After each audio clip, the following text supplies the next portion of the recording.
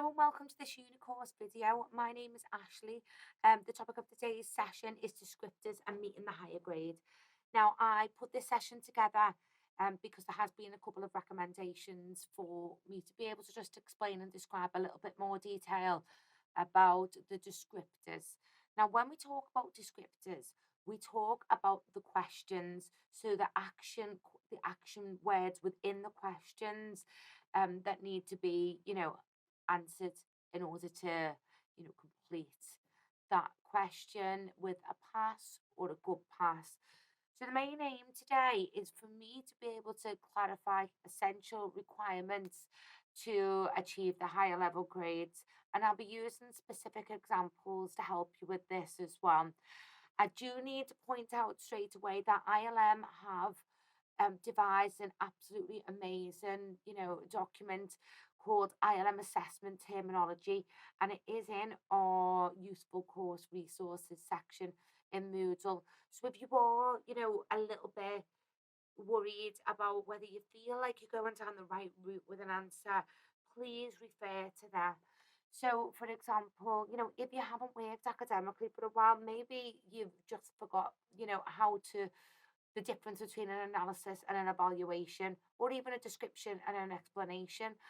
Sometimes you just need that clarification that you are actually including the right amount of information in that answer in order to pass. So let's talk a little bit more detail about that.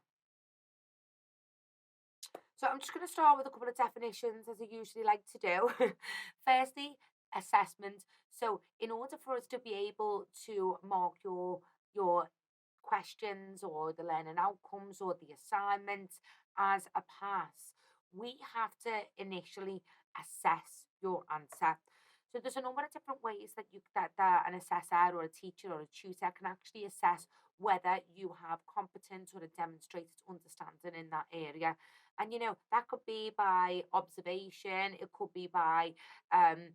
could be by, looking at a specific document and seeing whether you've done it. It could be by um having a professional discussion. It could be by there's a variety and there's lots of different ways to assess a learner's work. But here at Unicourse, we only assess work on the assignment submissions. So all of our assignments, all of our units are assignment based.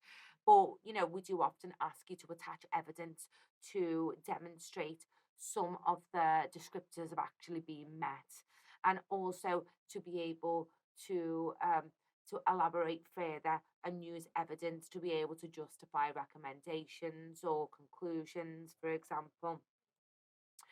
So let me just tell you a little bit more about what we mean by descriptors. So a descriptor basically informs the action to be completed when answering a question. So it might ask you to list. So that's the action. List good and bad points about your organisation. So you might just have to list good and bad points. So it just tells you the action to be taken in order to answer a question. Okay, so let's have a little look at a bit of theory here. So in 1956, a guy called Benjamin Bloom, he categorized different skills which are likely to be required to display understanding or display assessment. And these skills are shown in this figure. So each skill in the pyramid builds upon the one beneath it, basically. So the more simple descriptors, if you like, would be the knowledge, then it'd be comprehensive, then it'd be demonstrating application, then analysis, then synthesis, and then evaluation, which would be the top one. So when you're thinking about demonstrating knowledge in a specific area, it's about recalling and recognizing information. So it might just ask you to list, it might just ask you to recall, it might just ask you to highlight, it's just specific areas like that. Then when you're thinking about comprehensive, you're looking about interpreting information, translating um that you understand, that you've got competence, and showing that that you understand the meaning behind that question. when you're thinking about application, it's about doing, it's about demonstrating you can actually apply that knowledge in a specific area. And you will see that quite a lot within the ILM. Usually within learning outcome 2 or 3, it will ask you to, it might ask you initially to look at the knowledge and the comprehension, and then it might ask you to apply what you've learned. Okay. So, and we'll talk about that scaffolding in a little bit more detail further on. So then your analysis is about you being able to break down specific information, to interpret different elements, to be able to. It might be that it's about breaking it down and then reconstructing it. It might be that you're looking at specifics and really breaking down quality or policies or procedures or organizational principles. So there's a lot of different areas for analysis, but I always think about it as breaking a jigsaw apart to look at all the different components. And then when we look at synthesis, it's about looking at, models, theories, different tools, techniques, ideas. And this is where you are starting to build critical thinking and be able to use other outside sources to be able to build unique ideas or justifiable um, recommendations, conclusions, or ways forward, basically. The top one here is evaluation, and it's about not only breaking something down into pieces, into different components. So there is an element of analysis there, but it's about looking at sides of a coin. So you're looking at the positives, the negatives, the implications, the constraints. You're looking at different areas of it, and then being able to just justify or provide your opinion on what you think about the matter at hand. So we're going to look at these in a little bit more detail and give you some examples. But yeah, remember for the evaluation, a lot of people miss the mark on an evaluation, but it's not the easiest thing to do, and it comes with practice. So we'll have a little look at that, and we'll provide some examples as well. So let's talk about the basic principles of knowledge. So categorizing a descriptor. So this is the category of it. So things you're going to be looking for within the question in your ILM marking sheet, and be sure to use this marking sheet. The assignment brief is amazing because it breaks it down clearly. Also, the unit specification is great because the last page really focuses on the sufficiency. The final page actually looks at the indicative content. So, the spec is always the best thing and the first thing that you should be looking at when you are coming onto a unit. But consider, I've worked with EdXL and City and Guilds and Pearson, and they don't allow you to see the marking sheet like ILM do. So use it as much as you can. So the keywords you're going to be looking for here is define, identify. So you might have a question like define and differentiate between leadership and management. It might be list skills needed to be an effective leader. It might be recognize a policy within your organization linking to equality and diversity. And then the things that you're going to be doing to actually like get your actions would be, you might be describing something, you might be finding some policy or something like that. You might be identifying your organizational structure or chain of command, for example. You might be listing characteristics, for example.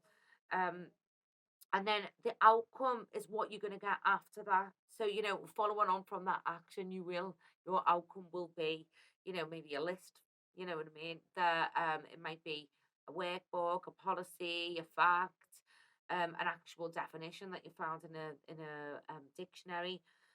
So an example of one that I found within, which one was this?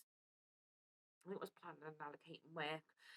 So you can see on the marking sheets that they provide you with the assessment criteria on the left, which is obviously the question, and then they provide you with what you want to eat for a pass, what you want to eat for a good pass, and what you if you don't include these things, you're going to get a referral for. So the sufficiency descriptors actually are the typical standard that, if replicated across the whole submission, would produce a referral, borderline pass, or good pass. So basically, what it is it's breaking down what's expected from you in that answer, following on from that description in that question. So it's telling you what's needed. So identify organizational targets relevant to the team. So you're digging out the strategy or looking on the website, you find out what them targets are, and you are identifying them. So it informs you here for the good pass. A range of smart organizational targets are given and prioritized along with their relevance to the team being explicitly made. And when it says explicitly, it means the whole information. If it says implicitly, it means maybe just a little bit. If it says objective evidence, it means that it wants evidence that's not just your own. Or subjective evidence, it means go and do some research, find reports, other people's research, theory, other people's ideas in order to be able to formulate um, more of an in-depth answer. And as you can probably see from the numbers that are provided, the lower level descriptors like knowledge, for example, will usually have a lower level number. The higher level descriptors, such as evaluate, will usually have around 24 or something like that, depending on the unit. So keep an eye on that. Um, so with with these, you need to recognize the difference between the lower level requirements and the higher level thinking skills as well, and differentiate, you know, initially, even before you get started, between the referral, the pass, and the good pass. Okay, let's move on. So this is comprehension. So let's categorize this descriptor. Okay, so different things you can compare, contrast, classify.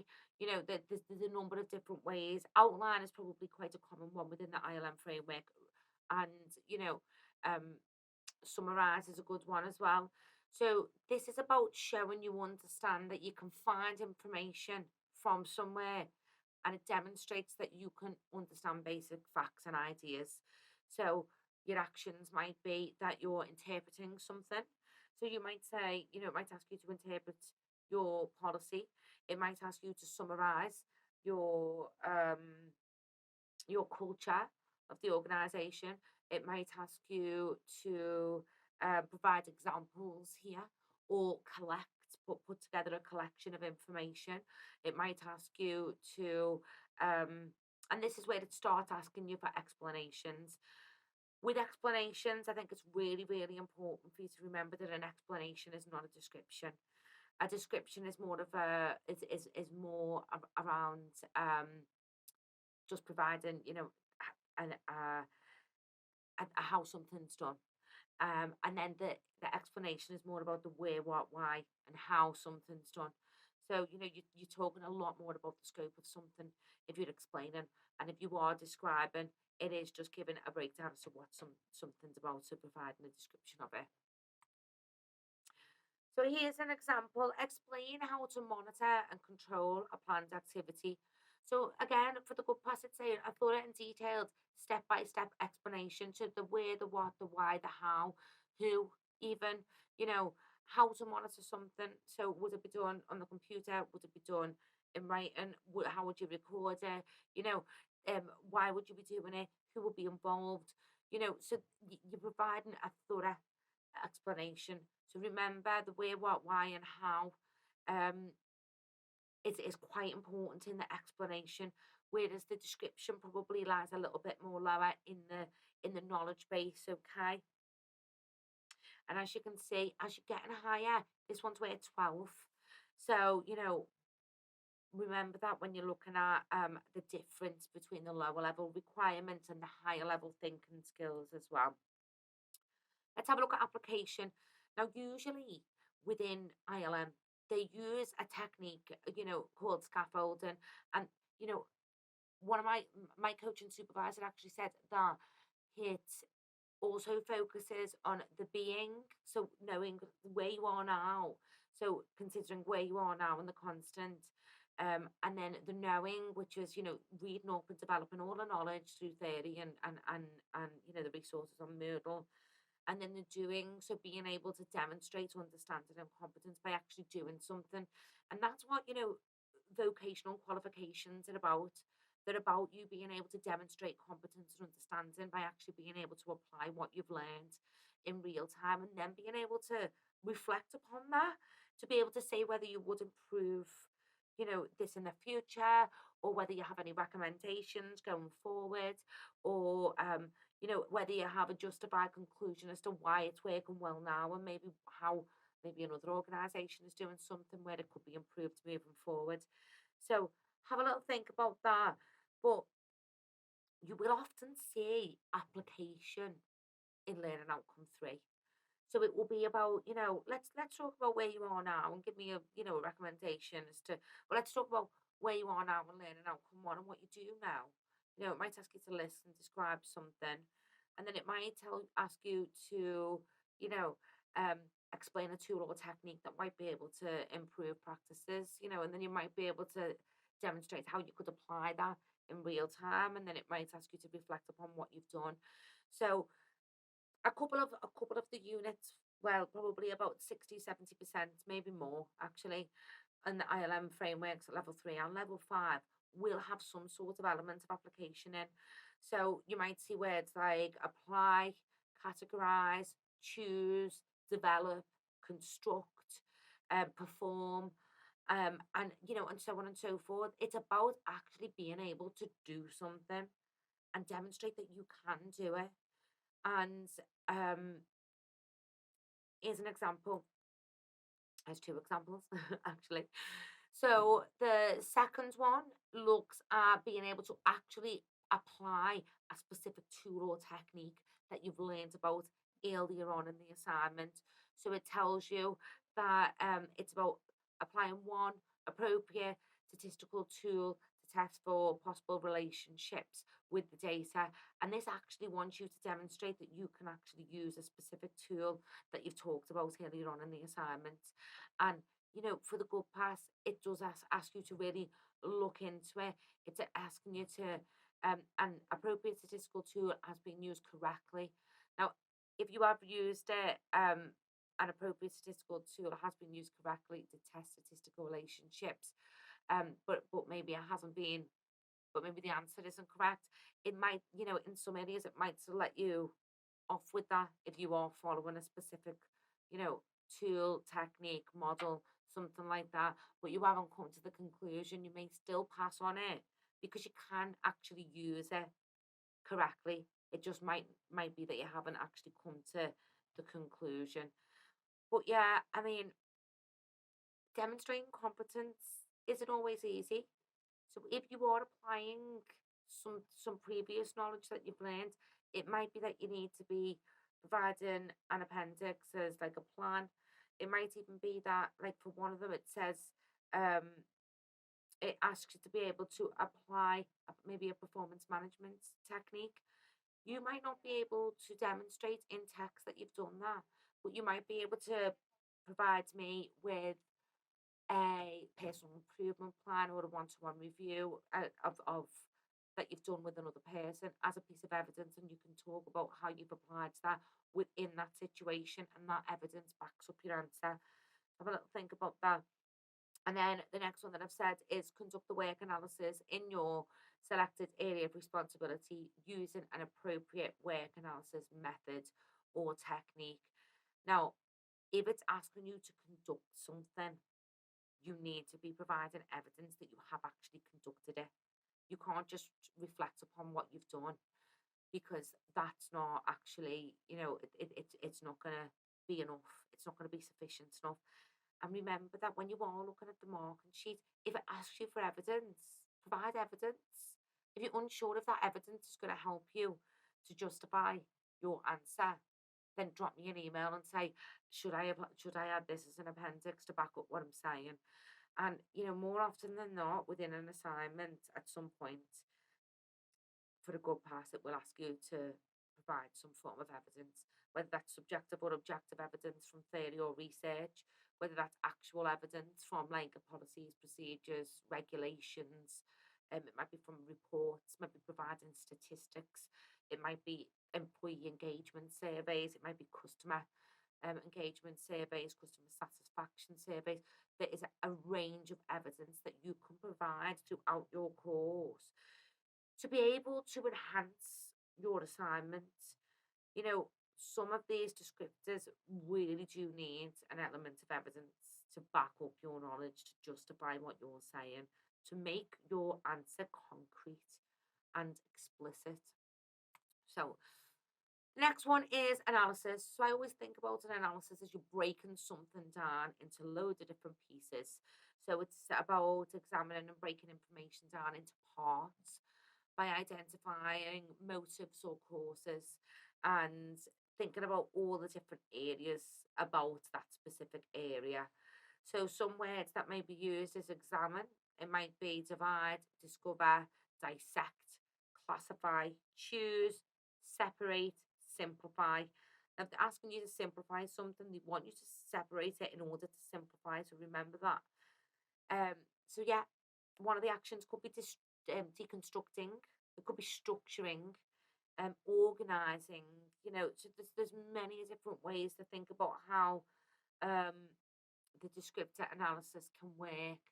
And sometimes it's good to be able to break it down an analysis into a graph, a chart, a report, a spreadsheet, um, even even just like a table broken down into different sections in order to be able to clearly inform of how you've broken that down. So making inferences and finding evidence to support generalizations. So it's breaking that down really clearly. So I've noted down, I've provided you an example here. Now this is quite a complex analysis. So analyze prospective partner interests and expectations for your organisation. Now it will be quite difficult to do that because how do you know what somebody else's interests and expectations are? So with an analysis, remember that you are going to need to do quite a bit of research to be able to break something down into sections. And, for this one specifically, for the good pass, it says, prospective partner and interest and expectations for your organization have been correctly and appropriately analysed using a wide evidence base. So when it says correctly and appropriately, you need to justify that that is correct and that is appropriate by providing evidence to back up your analysis. And, that can then allow you to draw comprehensive conclusions as to why you believe them expectations are there in the first place or why them interests are there in the first place. So that might be that for this analysis, you need to go on academic journals and look at something. It might be that you need to go onto industry research or reports that have been created. It might be that you want to look at standards or regulations or recent partnership agreements or um, whether the organisations have the same values or goals.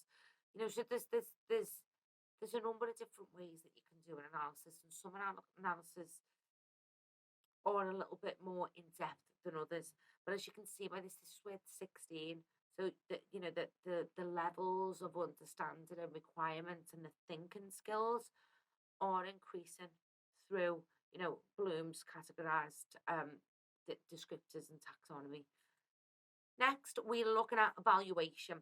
So I'm going to be honest, this is probably the one that people most fail on, the evaluation. Um, and, to avoid that, I try to allow people to consider an evaluation is looking at two sides of a coin, positive, negatives, and your opinion. So it's important to be able to consider both areas and then be able to break it down into sections for then being able to inform of your opinion.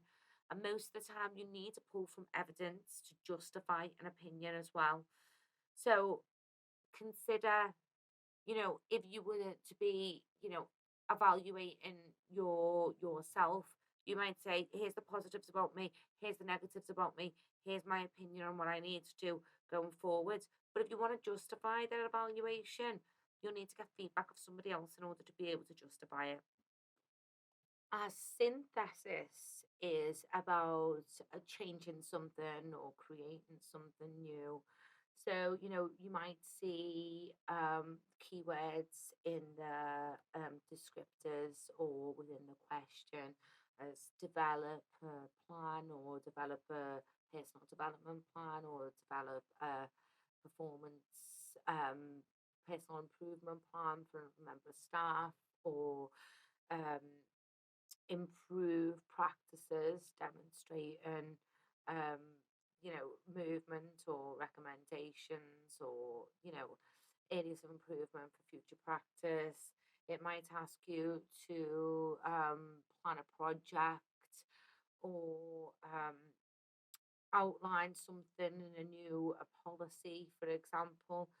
So it's about compiling information together in a different way. So it's about deconstructing some information that you do have. So it might be that you have a process for um, managing underperformance, and it might be that you've been asked to analyze that process and deconstruct it, providing recommendations for improvements moving forwards, for example. So yeah, this is a greater level of understanding.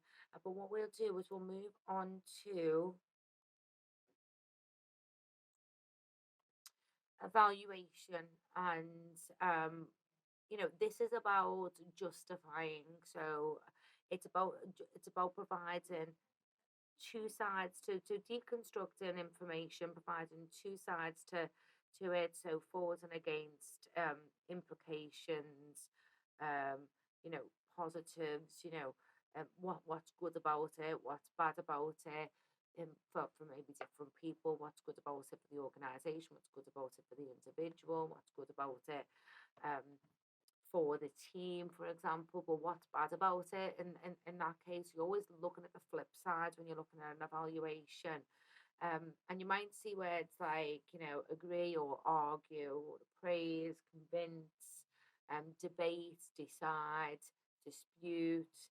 So there's a lot of different keywords that you can be looking for. Sometimes it might say analyze and justify a recommendation, which just breaks it down a little bit further, but doesn't necessarily ask you for the for and against on a specific topic.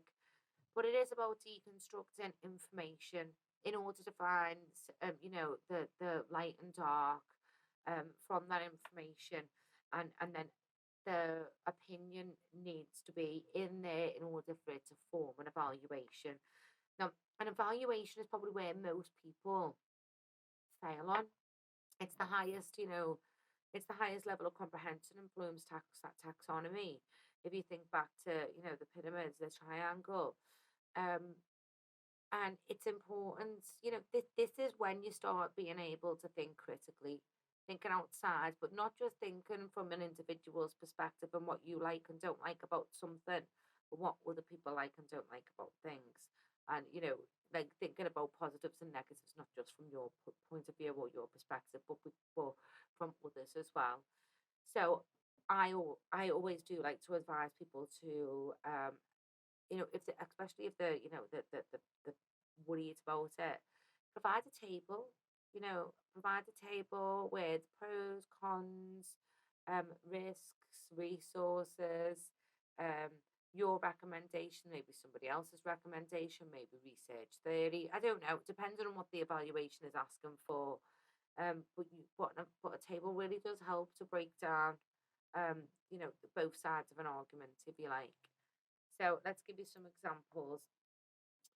Um, I provided you the example of the assess as well, but just make sure that when you are assessing that you are pointing out some key criteria in order to be able to form an assessment based on that criteria. So, you might say, you might have some feedback on a feedback questionnaire. And the 360-degree feedback questionnaire is absolutely amazing.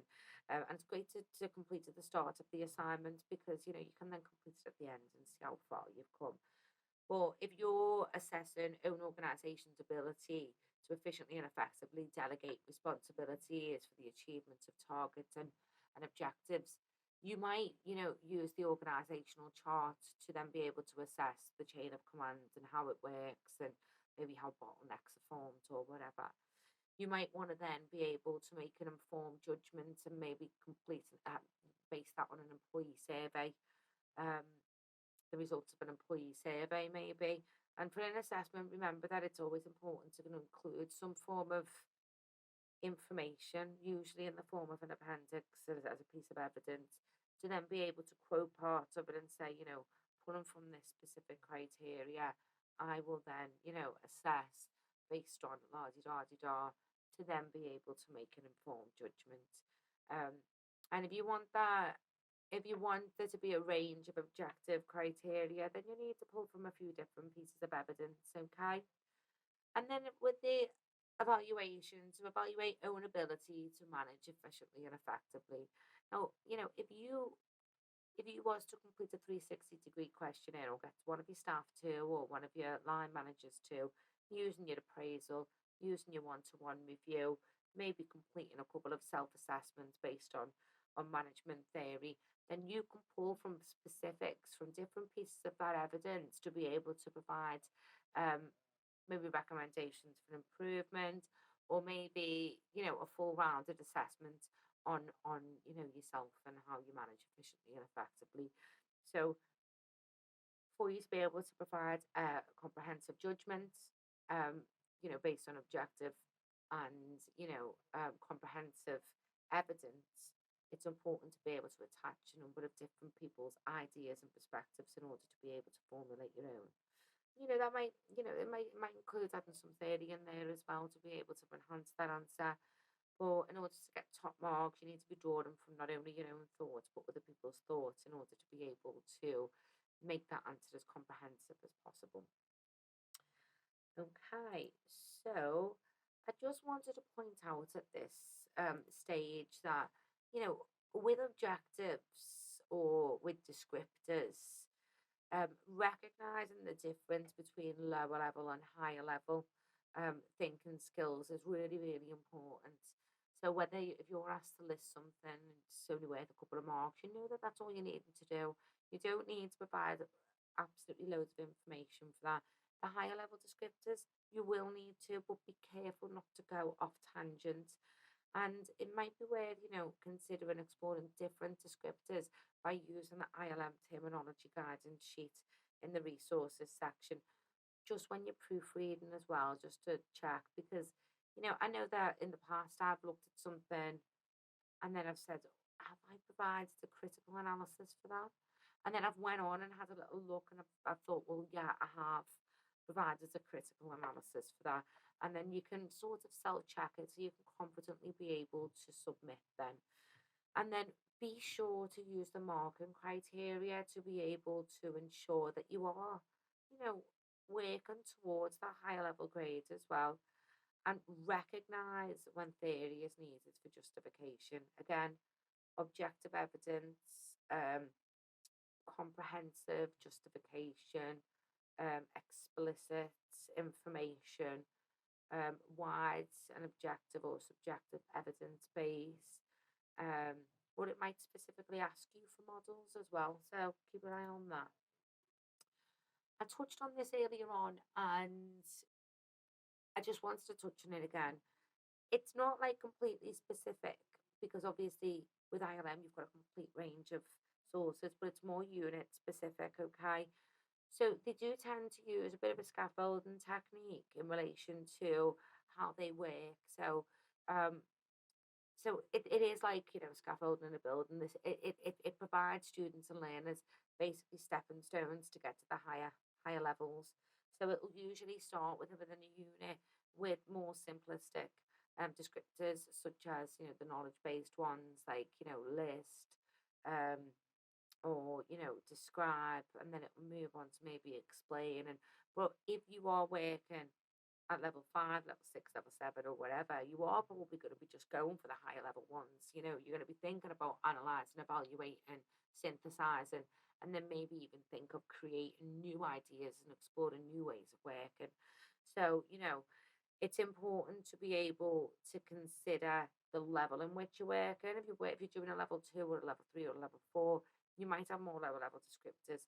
But if you're going on to the level five, you will be needing to pull from other people's research to be able to enhance your answers as well, or other people's perspectives to be able to enhance your answers. So just remember that, scaffolding is about building um, bricks of knowledge in your mind in order to be able to achieve the higher level critical thinking skills.